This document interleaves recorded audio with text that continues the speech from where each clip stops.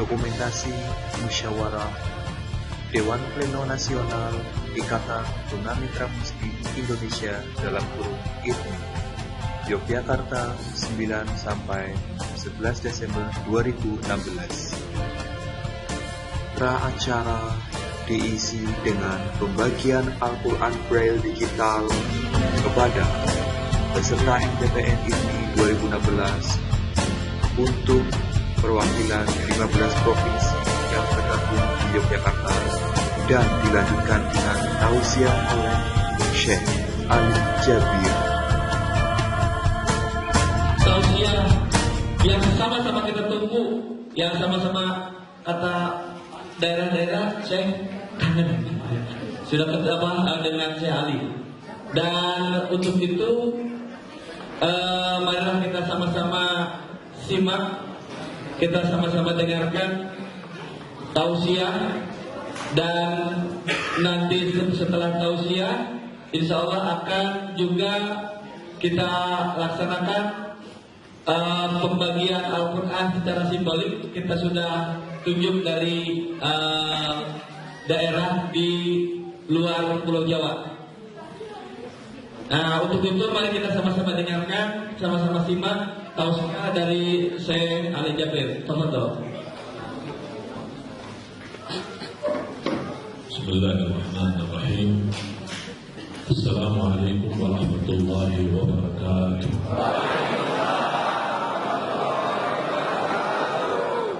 Alhamdulillahirabbil alamin, wa usalli wa usallimu ala asyrafil anbiya'i wal mursalin sayyidina wa nabiyyina Muhammad wa ala alihi wa sahbihi wa man tabi'ahum bi ihsanin ila yaumiddin. Subhanaka la ilma lana illa ma 'allamtana innaka antal alimul hakim. Alhamdulillah, syukurillah, terima kasih pada semua saudara-saudara saya yang sudah berkenan hadir bersama-sama kumpul di tempat ini, dari ITMI, dari semua pengurus-pengurus saudara kita tunanetra yang sudah hadir. Ya, semoga semua diberkahi dan dimuliakan Allah Subhanahu wa taala. Saya bangga sekali bisa hadir walaupun dalam kondisi tidak enak badan, tapi saya langsung terbang dari Lombok, kemudian mampir ke sini, masih lanjut lagi. Dan sebab acara ini semestinya saya jemput di bandara Imam Besar Masjid Nabawi Madinah. Cuman saya sampaikan, mohon maaf, saya ada acara sama tunanetra saudara-saudara saya. Bahkan ada yang menegur saya, semestinya ada yang jemput Imam Masjid Nabawi, karena beliau tidak terlalu sering datang ke Indonesia, apalagi dia datang untuk membicarakan banyak hal-hal untuk kebaikan Indonesia. Cuma saya selalu mengutamakan acara-acara bersama antum yang hadir. Dan alhamdulillah beliau sudah memaklumi, dan saya bilang insyaallah malam ini langsung saya habis acara ini langsung ke bandara untuk bertemu dengan beliau dan kita bicara ke depan, karena tidak ada yang membuat saya sibuk dan tidak ada urusan selain bagaimana bisa kita sama-sama membahagiakan saudara kita tunanetra se-Indonesia. Bahkan alhamdulillah, mohon doa restu, program gerakan wakaf Quran Braille ini bukan itu yang terbaik, tetapi salah satu upaya ikhtiar seorang hamba Allah Al-Faqir ini ingin membahagiakan saudara-saudara tunanetra melalui Quran yang baru ini, yang saya harap mudah-mudahan menjadi bermanfaat.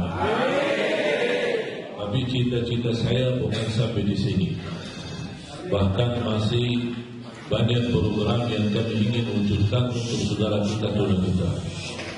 Di antara lain adalah umrah gratis dan juga haji gratis. Dan insya Allah mohon doa restu, kami sudah mengajukan surat-surat permohonan kepada Raja di Arab Saudi. Walaupun belum ada jawaban, tapi insya Allah saya tidak akan putus asa. Terus sesuai kemampuan, berapapun kita dapat, insya Allah berkah. Terus memperjuangkan. Termasuk insya Allah mulai tahun depan, diperkirakan di bulan suci Ramadan. Kita belum tetapkan. Insya Allah kita akan adakan musabaqah khusus hafal Al-Quran bagi kaum tunanetra. Jadi tugas antum sekarang mulai hari ini semangat untuk menghafal dan mempelajari. Walaupun hafal juz 30, tak apa-apa, insya Allah besok-besok 30 juz. Karena target musabaqah ini tidak harus hafal 30 juz. Ya, sesuai kemampuan. Bahkan saya lagi bincang sama TV supaya sebagaimana ada acara Hafiz Indonesia tingkat usia anak-anak yang kita setiap Ramadan tayangkan, saya harap bisa ada musabaqah khusus yang bisa ditayangkan di TV bersama saudara-saudara kita tunanetra se-Indonesia. Berarti kerja keras antum ini yang ditunggu, semangat antum yang ditunggu. Karena menurut saya orang-orang yang diambil oleh Allah dan diuji oleh Allah nikmat pandangan mata tidak bisa melihat, bukan berarti dia tidak bisa memberi apa-apa. Justru keterbatasan bisa membawa kita menjadi kesempurnaan. Bahkan yang sebenarnya yang bisa dikatakan buta, bukan buta mata, tapi na'udzubillah buta. Dan Allah Subhanahu wa Ta'ala telah mengabadikan cerita tunanetra di dalam Al-Quran. Bahkan ayat-ayat itu menjadi tuguran dari Allah kepada Nabi Muhammad sallallahu alaihi wasallam. Ketika Nabi Muhammad sallallahu alaihi wasallam sibuk mengurusi pimpinan-pimpinan Quraisy, kepala-kepala Quraisy, ketua-ketua Quraisy, beliau berharap mereka bisa masuk Islam. Jadi Rasul sibuk dakwah. Bagaimana bisa membawa mereka dari ibadah menjadi orang yang bersyirik menjadi orang yang bertauhid, dari ibadat pada batu-batu menjadi beribadat pada Allah Al-Wahidul Ahad. Itu yang diperjuangkan oleh Rasul sallallahu alaihi wasallam. Di saat yang sama didatangi kepada Rasul seorang tunanetra yang ingin masuk Islam. Namanya Abdullah ibnu Ummi Maktum. Di saat itu karena Rasul sibuk berdakwah, karena Rasul memiliki keyakinan kalau pimpinan-pimpinan Quraisy masuk Islam itu bakal pengaruh di Makkah. Makanya itu Rasulullah SAW membuat fokus dakwah terhadap mereka.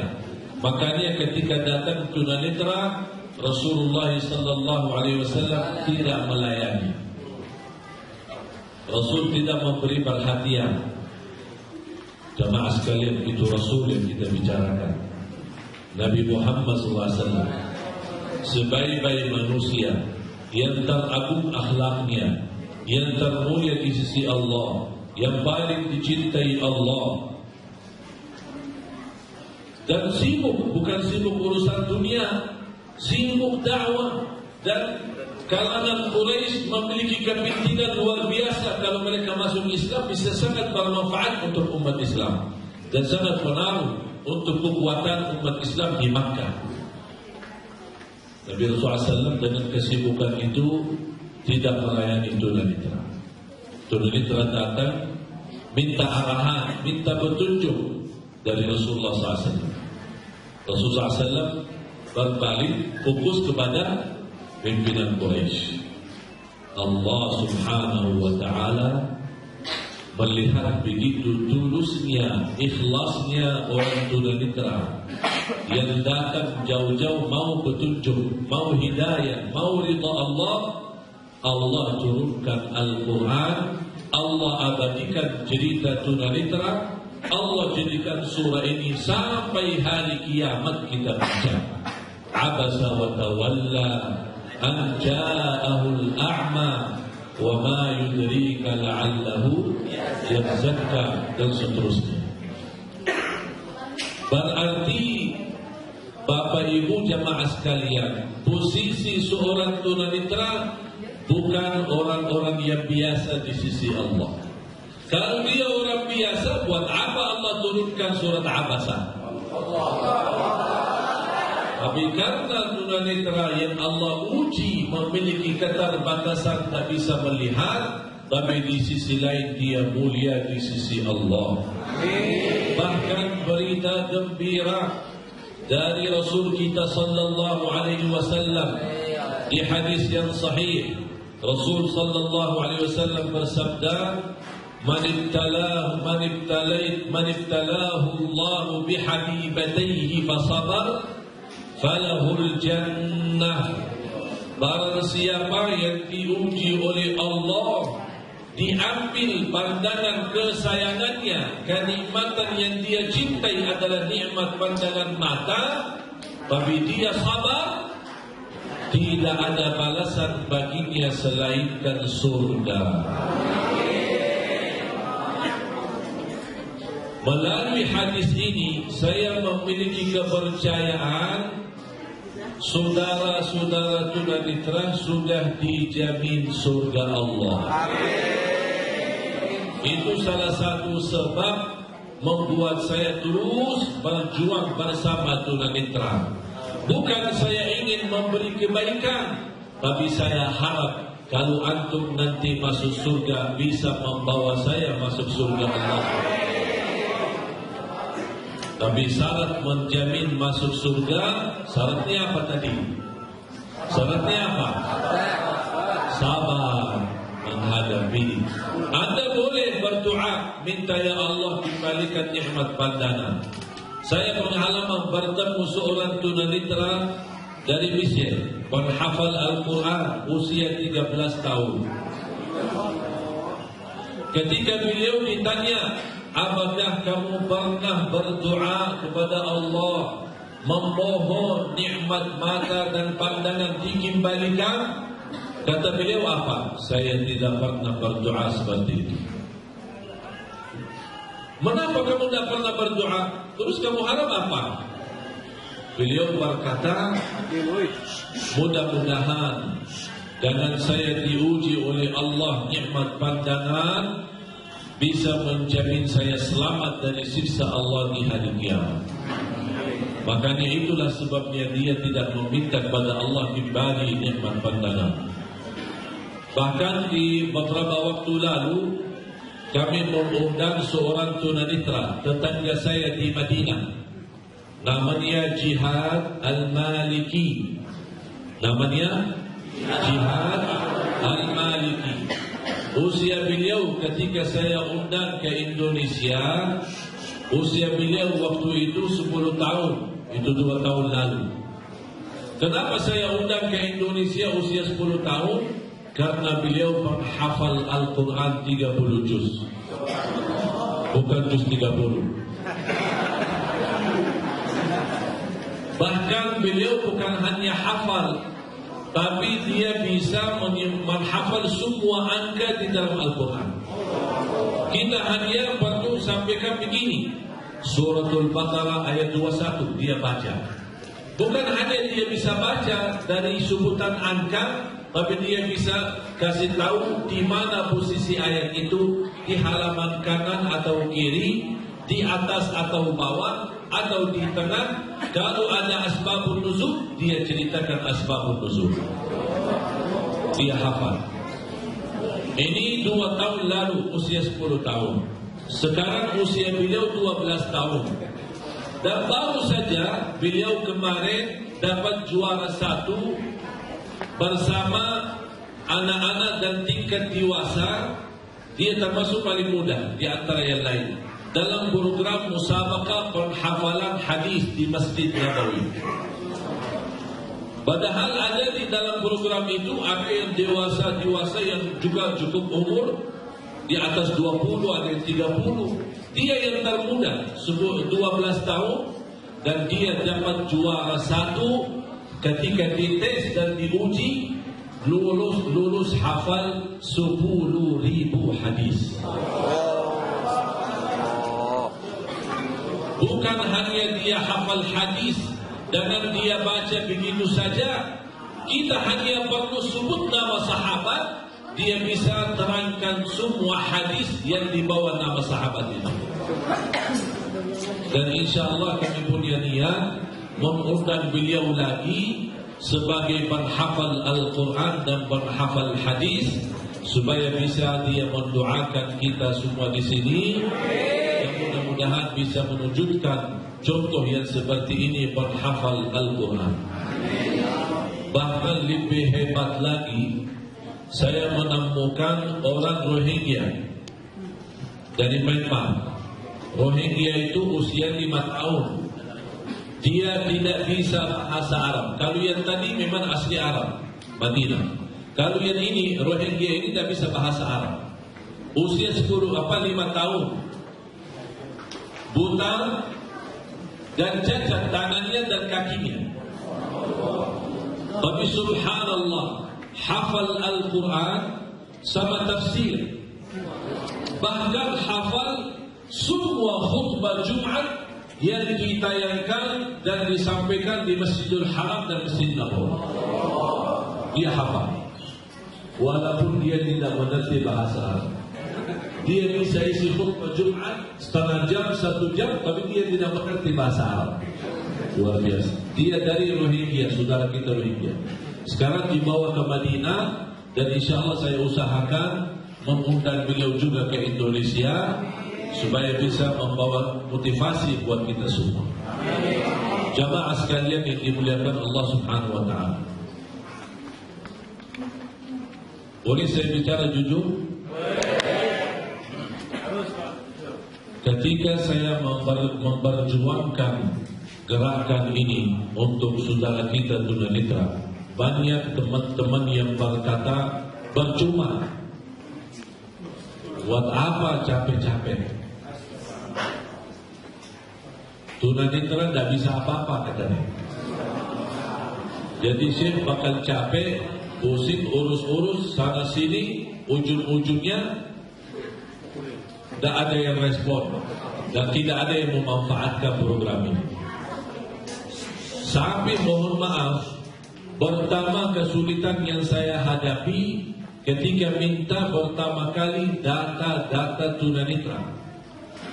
Saya minta sama teman-teman yang saya kenal, tolong bisa nggak kumpulkan data yang valid? Karena saya tidak hanya butuh angka, tapi saya butuh data yang valid, nama lengkap, kalau ada KTP, alamat yang jelas, nomor yang bisa dihubungi. Karena program kita bukan hanya sampai Al-Quran saja yang dibagi, tapi banyak insya Allah kebaikan yang kita akan teruskan. Tapi jujur saja, sejak itu tidak ada sama sekali respon. Saya sudah hubungi melalui beberapa teman dan kita bentuk tim. Katanya, kami capek. Banyak yang orang janjiin, tapi tidak ada yang tepati janji. Ya, makanya kami malas meresponi macam-macam karena banyak yang bohong sama kita. Katanya sering kita datangin orang, katanya kita mau bantu, tapi kenyataannya tidak ada. Makanya membuat mereka merasa tersinggung hatinya, dan itu hal wajar. Begitu saya terima informasi ini, saya sudah memaklumi. Oh, pantas belum bisa saya terima data-data. Akhirnya saya sepakati dan kemudian salat istikharah. Bagaimana caranya supaya saya bisa buktikan apa yang kita gerakkan memang ini serius dan kita punya niat baik untuk mereka. Tapi harus kita buktikan supaya mereka percaya. Habis saya istikharah, kemudian berbicara sama istri, alhamdulillah kita sudah berdua sepakat untuk menjual rumah pribadi supaya dana orang ketika dijual rumah, uang itu dipakai buat mencetak Quran Braille digital. Makanya sekarang saya tinggal di rumah tapi kontrak. Jadi rumah pribadi saya jual untuk antum, saudara tunanetra. Alhamdulillah, begitu terlepas jual dan kami mencetak Al-Quran dan kami undang tunanetra. Alhamdulillah sejak itu tunanetra alhamdulillah memberikan kepercayaan untuk bisa mendapatkan dan bersama-sama wa ta'awanu 'alal birri wat taqwa. Kita harus bersama-sama, bekerja bersama-sama. Mohon maaf jemaah sekalian, saya datang di sini bukan untuk menunjukkan diri apa yang saya buat untuk tunanetra, tapi saya di sini untuk mengajak kita, ayo kita bersama-sama. Karena menurut saya inilah saatnya kaum tunanetra pantas bangkit. Kaum tunanetra pantas dihormati. Kaum tunanetra pantas mendapatkan kehidupan yang layak. Kaum tunanetra pantas mendapatkan diberikan perhatian. Karena mereka adalah orang-orang yang dimuliakan Allah Subhanahu wa ta'ala. Dan pengalaman saya sama tunanetra itu bukan baru sekarang. Saya sejak kelas 1 SMP di Madinah, saya dapat mendampingi seorang tunanetra. Ketika saya kenal beliau di tengah jalan, dia menunggu orang jemputan, tapi tidak ada yang jemput. Kemudian saya temani, ngobrol-ngobrol, kemudian ternyata rumahnya tidak jauh dari tempat sekolahannya. Dan kata beliau, kalau antum berkenan antar saya bilang insyaAllah saya berkenan antar, tapi mohon maaf saya tidak tahu alamatnya. Bolehkah antum jadi petunjuk, tinggal saya dampingi. Langsung beliau ketawa, masa saya buta jadi petunjuk? Tapi subhanallah, begitu saya ikuti, luar biasa dia hafal jalan. Ngeberang jalan, kasih tahu ada ini lubang, ada ini kanan, ada ini kiri, sampai ke depan rumahnya. Begitu saya dibuka pintu oleh ibunya menangis. Karena dulu waktu saya masih sekolah SMP kelas 1, belum ada HP waktu itu. Kalau sekarang ada HP, ini lagi di mana? Anak tunggu lama kan? Dulu tidak ada HP. Jadi ibunya kekhawatiran anaknya habis pulang sekolah tidak ada yang datang karena tidak ada yang jemput. Bapaknya karena halangan tidak bisa datang. Akhirnya begitu sampai ibunya menangis dan maksa-maksa untuk mengucapkan terima kasih harus berkenan masuk dalam rumah, disediain makan. Waktu itu makan siang. Saya masuk, kebetulan lapar juga waktu itu saya. Saya masuk. Subhanallah, apa yang terjadi? Saya membuat keajaiban Allah Subhanahu wa ta'ala. Begitu saya masuk, disambut oleh ibunya bersama tunanetra, itu anak yang terbesar. Tiba-tiba datang lagi 3 anak, adik-adik yang paling besar yang saya dampingin sampai ke rumahnya. Datang adiknya 3 orang, laki-laki, dan semuanya tunanetra. Itu yang membuat sampai titik ini saya tidak pernah lupa. Satu keluarga memiliki 4 tunanetra dan semuanya menghafal Al-Quran. Bahkan alhamdulillah sampai sekarang, sejak kelas SMP kelas 1 sampai sekarang, alhamdulillah saya masih hubungan baik sama keluarga mereka. Saya mendampingi beliau sampai tamat SMP. Lanjut lagi SMA, lanjut lagi kuliah, saya masih kawan dan bersama dia. Ketika kita ke Masjid Nabawi, sama-sama ke Masjid Nabawi, sama-sama belajar, luar biasa. Saya mendapatkan pengalaman dan karunia Allah Subhanahu wa ta'ala. Jadi, Bapak Ibu, Saya kenal tunanetra bukan karena saya di Indonesia, tapi sejak saya SMP kelas 1 di Madinah sudah menjadi teman baik bersama tunanetra. Tetapi yang membuat saya semangat untuk gerakan program ini karena saya lihat fasilitas yang diberikan oleh kerajaan Arab Saudi untuk tunanetra jauh lebih luar biasa dahsyat dibanding fasilitas yang di Indonesia. Di antaranya masalah kesehatan gratis. Kalau dia mau keluar kota atau mau keluar negeri, bagi tunanetra gratis tiketnya dari kerajaan. Sorry, hantamu kemana? Tidak perlu ditanya. Mau kemana saja di dunia ini, gratis tiketnya. Pendamping tunanetra 50% dipotong dari biaya. Belum lagi uang saku. Kalau uang saku dirupiahkan, kurang lebih 18 juta.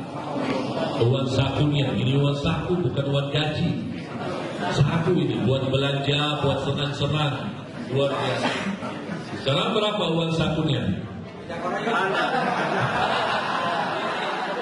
Gak ada. Makanya doakan. Salah satu yang saya sampaikan bersama Ketua Yayasan Quran Braille Digital Haji Arif, kita kemarin bincang membuat sebuah usaha. Jadi insya Allah mohon doanya ya. Karena kami butuh doa supaya power dan kekuatan ini semua lancar dengan kekuatan doa. Karena saya yakin doa itu senjata bagi orang mukmin. Makanya saya minta tolong doakan ketika anda lagi salat, ketika anda lagi tahajud, lagi berdoa, tolong doakan ya supaya insya Allah usaha yang kami cita-citakan untuk bisa menghasilkan, untuk membahagiakan tunanetra. Ini usaha cukup besar. Ini usaha yang kita lagi siapkan cukup besar. Insya Allah kalau berjalan lancar, sudah kita bertemu dengan beberapa pengusaha, tinggal hanya finishing dan kita hanya selesaikan masalah tanah dan surat-suratnya. Insya Allah kalau ini berjalan lancar, insya Allah kaum tunanetra akan mendapatkan banyak bantuan secara rutin. Insya Allah Ta'ala. Amin. Makanya mohon doanya. Sekali lagi yang saya harapkan, bukan yang kita tunggu-tunggu sebenarnya sesuatu dari dunia kita, tapi yang kita harap adalah ridha Allah Subhanahu wa Ta'ala. Yang saya minta menjadi tugas anda semua, pertama selain mendoakan, yang kedua tolong bersemangat untuk menghafal Al-Quran. Allah Subhanahu wa Ta'ala memuji melalui nikmat pandangan, tapi di sisi lain Allah kasih kelebihan. Anda tidak bisa melihat, tapi alhamdulillah masih bisa mendengar. Betul? Susah kalau tak bisa lihat, tak bisa dengar lagi. Berat sekali ya. Makanya subhanallah, ketika kita baca sejarah Islam, ternyata banyak tunanetra yang jadi ulama, tunanetra yang cerdas, tunanetra yang luar biasa daya peringatannya sangat hebat. Bahkan saya punya teman, dia subhanallah ketika sekali kita bertemu, kemudian 2 tahun, 3 tahun dan seterusnya kita ketemu lagi, dari suara kita dia bisa ingat, oh ini bapak yang dari mana. Setelah acara tausiah dan pengajian akbar Syekh Ali Jabir selesai, dilanjutkan dengan acara pembukaan dan diawali dengan qiraah dari Mas Yitno. فقال الكافرون هذا شيء عجيب أإذا متنا وكنا ترابا ذلك رجع بعيد. Acara ini juga dihadiri oleh beberapa undangan dari tingkat pejabat dari Istimewa Yogyakarta, diantaranya Bapak Kapolsek setempat, Bapak Koramil setempat, dan beberapa diantaranya perwakilan dari kantor Gubernur Daerah Istimewa Yogyakarta, serta kantor wilayah Kementerian Agama Yogyakarta, dan disambut oleh Ketua Panitia MDPI 2016 dalam hal ini Ido Yufri Azhar, serta Ketua Umum DPP IPMI beliau Bapak Widodo Sulistianto, dan dilanjutkan sambutan oleh Dewan Tasbih DPP IPMI. Kewirausahaan yang berbasis ekonomi syariah dan musyawarah dewan pada kesempatan ini, mari kita bersama-sama bersyukur kepada Allah Subhanahu wa Ta'ala atas nikmat yang telah diberikan kita sekalian, nikmat iman, nikmat Islam, nikmat sehat dan cepat, dan pada kesempatan ini nikmat yang besar dari warga ini bisa menyelenggarakan seminar dan musyawarah dewan nasional ini. Mudah-mudahan Allah memberkahi kita dan mudah-mudahan semua bisa berjalan dengan lancar, membawa hasil yang sesuai yang kita harapkan.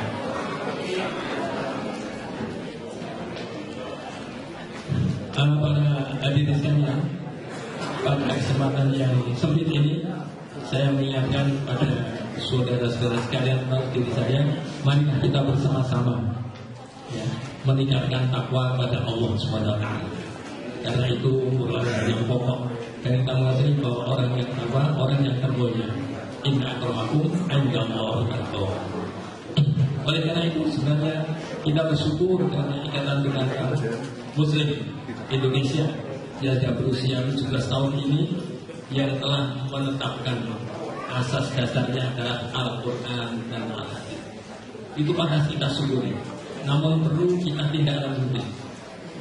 Jadi kalau tadi itu dari ketua menyampaikan sekian kali seminar, sekian kali workshop, sekian kali apalagi tadi taklim dan macam-macam, tapi marilah kita evaluasi bagaimana realisasinya, bagaimana kenyataannya.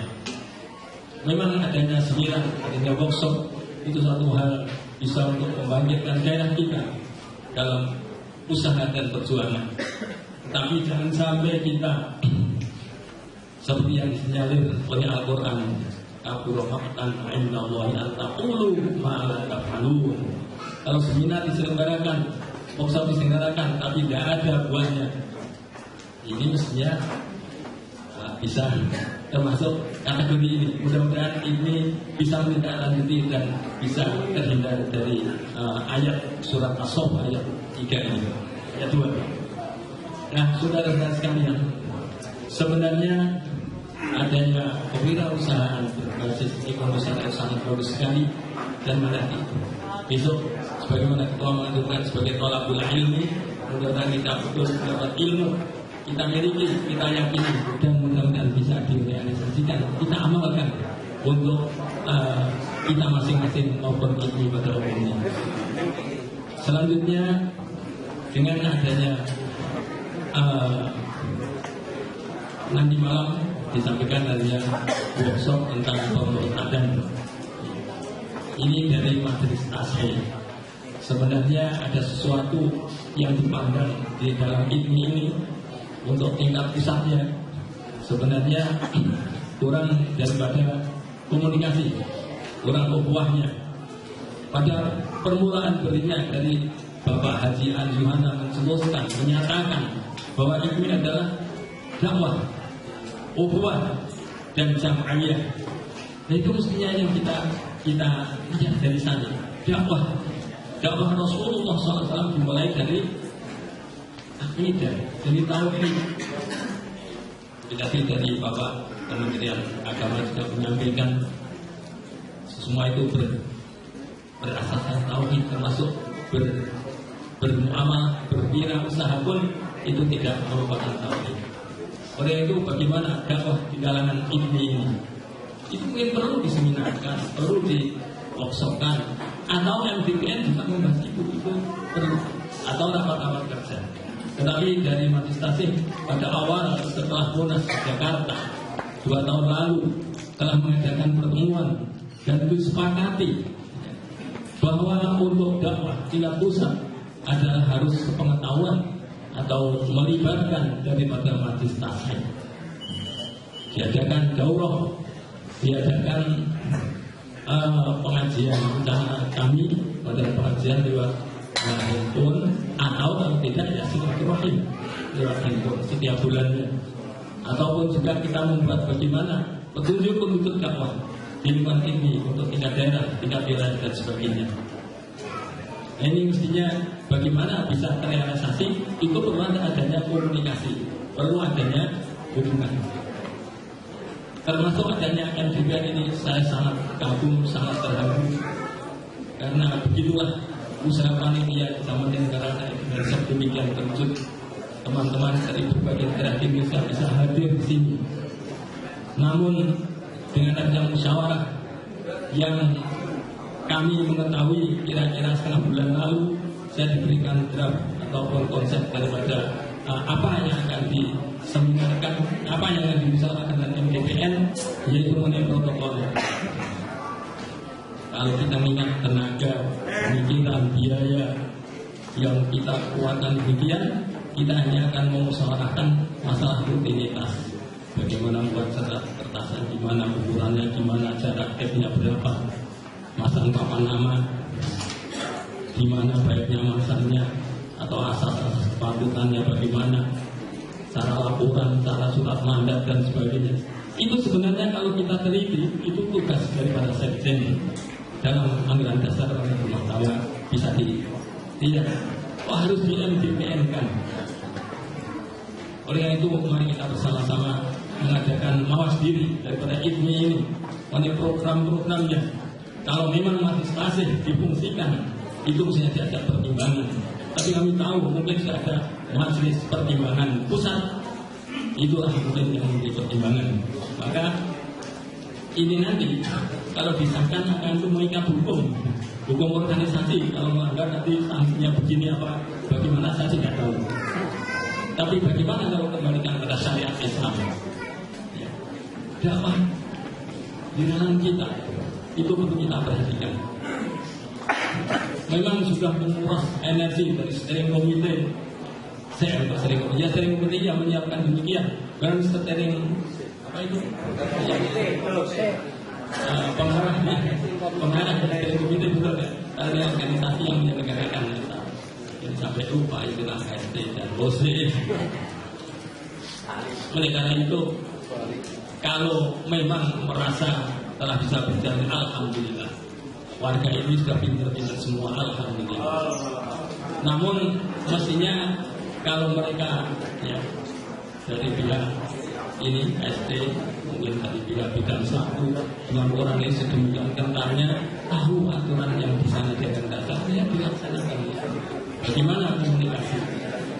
Dan kami selaku majelis tasik merasa semua baru mungkin sama dengan dari Kementerian Agama dan Tunjangan. Luas-luas ada majelis tasik. Sekarang kita apakah masih perlu dipasang atau tidak majelis tasik? Apa nggak usah dipasang, kalau perlu diundang, kalau undangannya nggak tausiahnya besok nggak usah diundang lagi. Oleh karena itu mari kita bersama-sama mengadakan koreksi. Tugas kita pokok itu apa? Itu dimulai dimulai dari diri sendiri. Karena kita menentukan asasnya Al-Quran dan hadis ini maksudnya komunikasi kaki. Kemudian nanti malam ada workshop tentang pemurtadan. Saya mendengar wacana ini pada awal pertemuan tahun lalu. Tapi saya waktu itu menyampaikan sebenarnya ini kan pemagaran. Itu memang perlu. Tetapi apakah isinya tidak kita bina lebih dulu? Bagaimana dakwah di dalamnya ini? Kita bina, kita beri ajaran akidah, syariah, muamalah dan sebagainya. Nah, kemudian di luar sana diberi makan. Tapi kalau di dalamnya tidak diberi makan, tidak diberi minum, baru diberi makan, mungkin ada yang usaha untuk loncat dan sebagainya. Ini merupakan koreksi bagi kita semuanya. Dan kami selaku majelis tasik yang kali ini sejak periode ini saya dipercaya, namun kemarin beberapa hari, minggu yang lalu ketemu dengan ketua umum, bahwa ketua umum mengatakan selalu konsultasi dengan majelis tasik. Mungkin kan sudah tua, tapi saya nggak mendengar mungkin ya. Oleh karena itu, mari kita bersama-sama.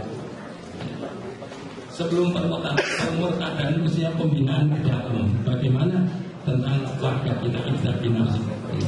Karena dakwah di berbagai daerah itu perlu pembinaan.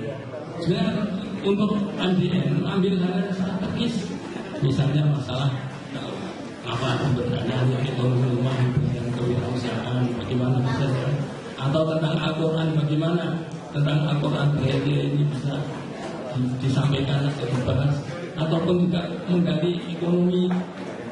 Kalau dari Kemenak menginformasikan itu, kalau nggak salah potensi zakat di Indonesia itu ada 250 triliun.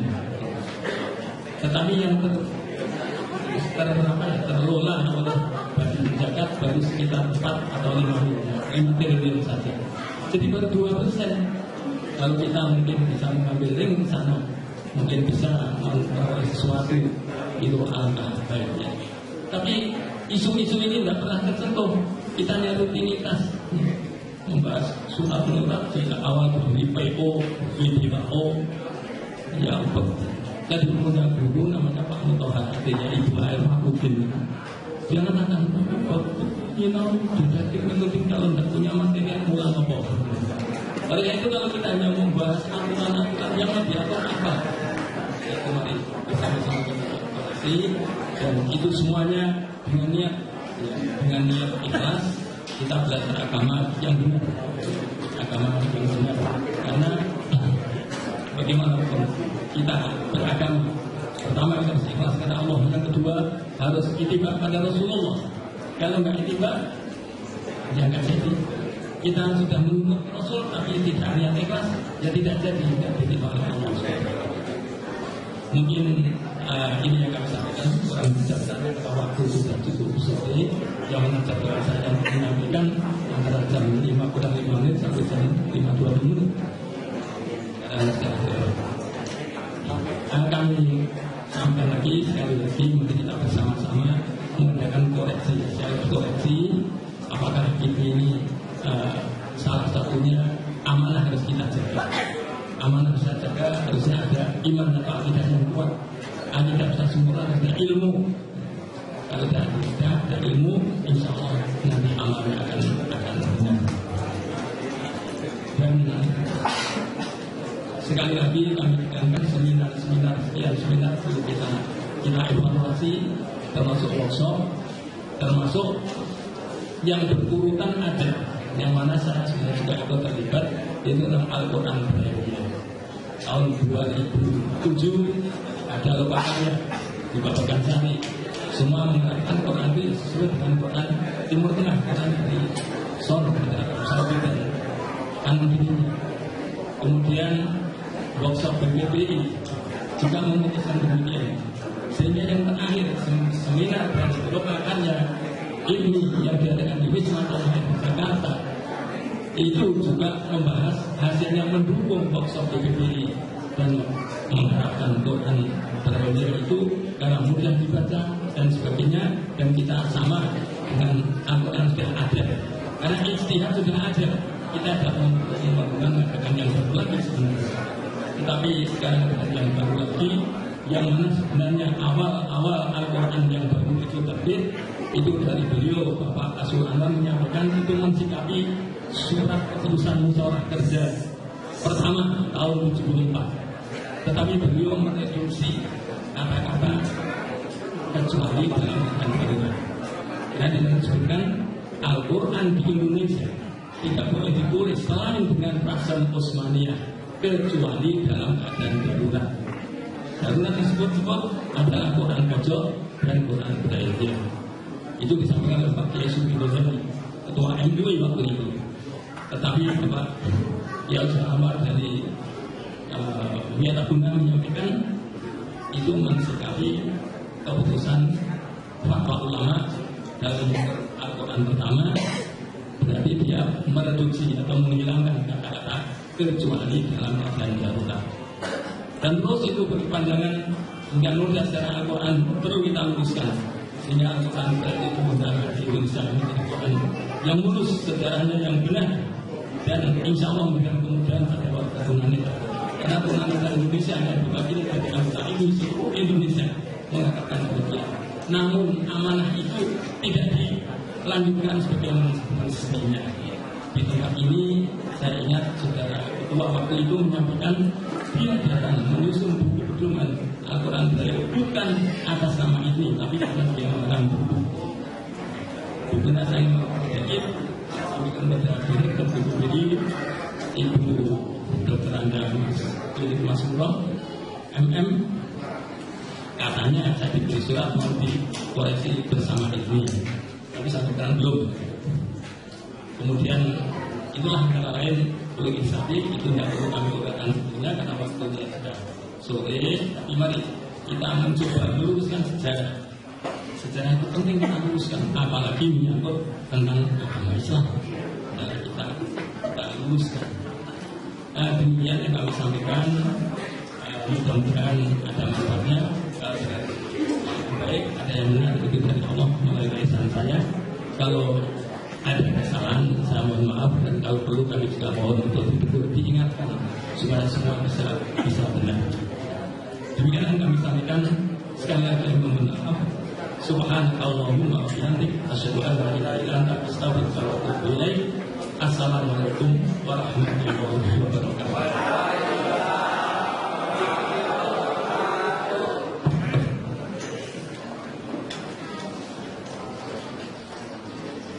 Demikian tadi tausiah dari Majelis Tahfiz. Semoga dengan adanya tausiah tadi dapat menambah kawan-kawan keislaman kita. Acara yang selanjutnya yaitu lain-lain. Tamu undangan dan Bapak Ibu peserta seminar nasional, saya tidak bisa berbasis syariah atau ekonomi Islam yang berbahagia dan semoga semuanya dirahmati Allah. Pertama-tama marilah kita panjatkan puji dan syukur kehadirat Allah SWT pada kesempatan sore hari ini. Kita semuanya diberikan kenikmatan untuk bisa bersama-sama bermuajalah, sekaligus tadi disampaikan oleh Ketua Emir dalam rangka untuk talabul ilmi, meningkatkan pemahaman keilmuan baik itu di bidang kewirausahaan tentunya dan juga pengamalan agama Islam tentunya. Tadi tidak lupa salawat dan salam juga kita sampaikan pada junjungan Nabi Muhammad sallallahu alaihi wasallam. Dalam ini yang kami hormati, selanjutnya kami memohonkan pamit Bapak Kepala Kantor Wilayah Bidang Agama Provinsi Jakarta, karena pada saat yang sama beliau masih melaksanakan tugas sehingga menugasi kepada saya selaku Kepala Bidang Urusan Agama Islam dan Pembinaan Syariah untuk sore hari ini bersama-sama Bapak Ibu semuanya membuka kegiatan seminar nasional kewirausahaan berbasis syariah dan ekonomi Islam dan juga musyawarah Dewan Ulama Nasional Ikatan Tunanetra Muslim Indonesia. Bapak Ibu yang kami hormati, jadi kalau kita lihat perkembangan perekonomian di dunia ini kan hanya ada 3. Yang pertama adalah sistem kapitalis, kemudian yang kedua sistem sosialis, dan kemudian market ekonomi. Ketiga sistem ini kemudian setelah diuji dalam perkembangan perekonomian ternyata hasilnya masih banyak kelemahan dan kekurangan. Oleh karena itu para pemikir, terutama para negarawan yang memiliki keislaman yang tinggi, terutama di negara-negara Muslim yang mayoritas, kemudian memikirkan bagaimana sistem ekonomi yang harus dibangun itu tidak berlandaskan pada 3 sistem tadi, sehingga kemudian muncullah yang namanya sistem ekonomi yang berdasarkan pada Al-Quran dan Hadis, yakni sistem ekonomi syariah. Termasuk di negara kita Indonesia saat ini, bahwa perekonomian yang berbasis syariah itu sekarang peningkatannya luar biasa. Termasuk juga di perbankan.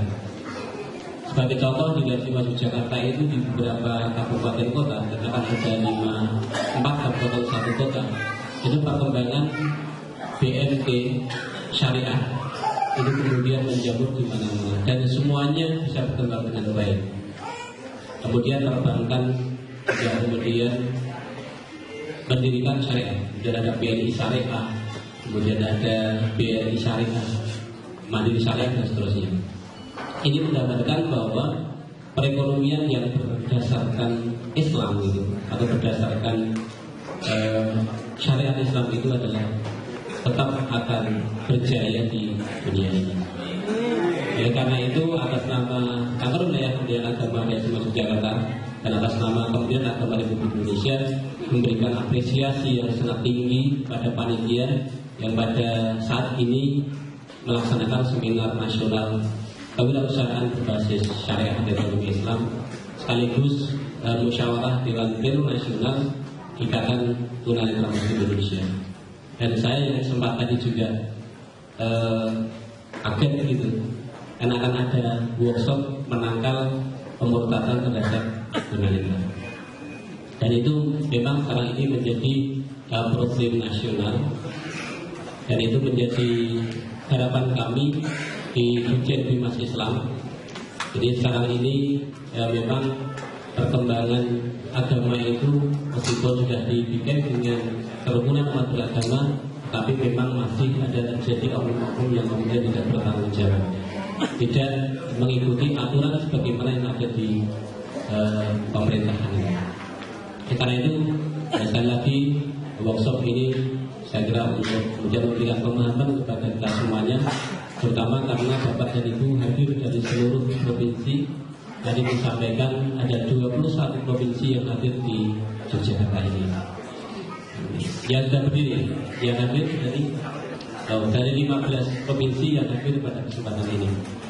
Bapak Ibu yang kami hormati, kemudian kalau kita melihat dari sisi kewirausahaan, jadi kegiatan ekonomi yang didasarkan pada syar'i itu kan prinsipnya bahwa kegiatan wirausaha atau ekonomi atau sekarang bahkan dengan istilah bisnis itu kan di dalam agama ada yang namanya itu mana yang boleh dan mana yang tidak boleh, sehingga ada etika di dalam perekonomian Islam. Nah, sistem ekonomi syariah ini memang paradigmanya sangat luar biasa, karena memang yang dicontoh adalah pola kewirausahaan atau bisnis yang itu berorientasi atau bahkan meneladani apa yang dilakukan oleh Rasulullah Muhammad SAW. Nah, kita perlu mencontoh spirit kewirausahaan dari para generasi salaf. Nah, biasanya kita akan merasa termotivasi jika ada sosok yang diidolakan. Kita ambil idola generasi salaf, meski zamannya itu memang berbeda dan persoalannya atau permasalahannya itu juga berbeda, tapi kita bisa meniru kegigihan dan semangat mereka di dalam berbisnis. Karena sejarah juga mencatat dengan tinta emas bagaimana Rasulullah SAW itu sudah merintis bisnis sejak usia belia. Kemudian kalau kita lihat dari sisi ekonomi Islam itu, ekonomi syariah itu memang menekankan kepada 4 sifat. Yang pertama adalah kesatuan, yang di sini adalah penekanan pada konsep tauhid, di mana segenap aspek kehidupan, termasuk di sini adalah berwirausaha atau bisnis itu kemudian didasarkan atau diarahkan pada aspek-aspek ketuhanan. Tadi sudah disampaikan oleh Ketua IPMI, nanti kalau sudah dibuka jangan tepuk tangan, harus jangan. Itu adalah merupakan spirit dan ciri khas itu adalah pengamalan di dalam majelis kami.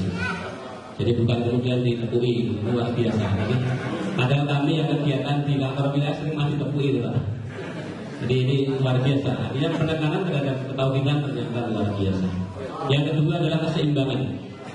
Jadi keseimbangan di antara urusan dunia dan juga urusan akhirat.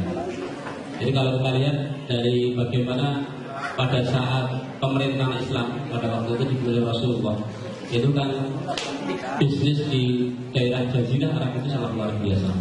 Bahkan sampai kemudian ke Syam, sampai ke sekarang Spanyol misalnya, itu kan sesuatu yang cukup luar biasa. Kemudian yang ketiga adalah tentang kebebasan. Jadi kita diberi kesempatan oleh Allah karena kita punya akal, punya pikiran, bagaimana kita mengembangkan kewirausahaan. Apa yang kemudian dimiliki oleh teman-teman atau bapak dan ibu semuanya, karena masing-masing kan punya bakat, punya minat yang berbeda dari sisi wirausaha ini, maka kemudian diberi kesempatan untuk sebaik-baiknya. Dan yang keempat adalah tanggung jawab. Jadi apa yang kita lakukan itu semuanya akan dipertanggungjawabkan, baik itu dari sisi di dunia yang kita tidak boleh berwirausaha itu melanggar aturan-aturan negara juga, tapi juga kita harus berpedoman kepada ajaran agama, sehingga nanti bisa dipertanggungjawabkan kepada Allah SWT dan bisa menjadi bagian dari amal soleh kita ketika nanti berada di alam akhirat nanti. Kemudian yang paling mendasar yang kelima, ekonomi syariah atau ekonomi Islam itu adalah kebaikan. Jadi dasarnya itu ihsan untuk maslahat. Jadi apa yang kita lakukan tidak hanya untuk kepentingan diri kita sendiri, untuk keluarga kita sendiri, tapi juga untuk masyarakat, untuk umat tentunya. Jadi bagaimana kemudian kegiatan wirausaha itu nanti apa yang dilakukan oleh bapak dan ibu semuanya itu tetap bisa memberikan manfaat yang besar-besarnya kepada masyarakat dan juga kepada bangsa dan negara. Bapak Ibu yang kami hormati, maaf pada panitia, saya tidak bijaksana kalau saya panjang lebar untuk memberikan sambutan ini. Jadi prinsipnya sekali lagi kami berikan selamat untuk melaksanakan seminar nasional kewirausahaan yang berbasis syariah ekonomi Islam, sekaligus musyawarah Dewan Pleno Nasional Ikatan Tunanetra Muslim Indonesia. Semoga selama 3 hari ini sampai di akhir nanti, Allah selalu memberikan perlindungan dan bimbingannya sehingga kegiatan ini semuanya bisa berjalan lancar tanpa apapun juga. Dan Bapak Ibu besok kalau kunjung ke daerah masing-masing juga sampai rumah selamat tidak ada. Oleh karena itu dengan mengucap Bismillahirrahmanirrahim, maka seminar nasional kewirausahaan berbasis syariah dan musyawarah Dewan Pleno Nasional Ikatan Tunanetra Muslim Indonesia secara resmi saya nyatakan dibuka dan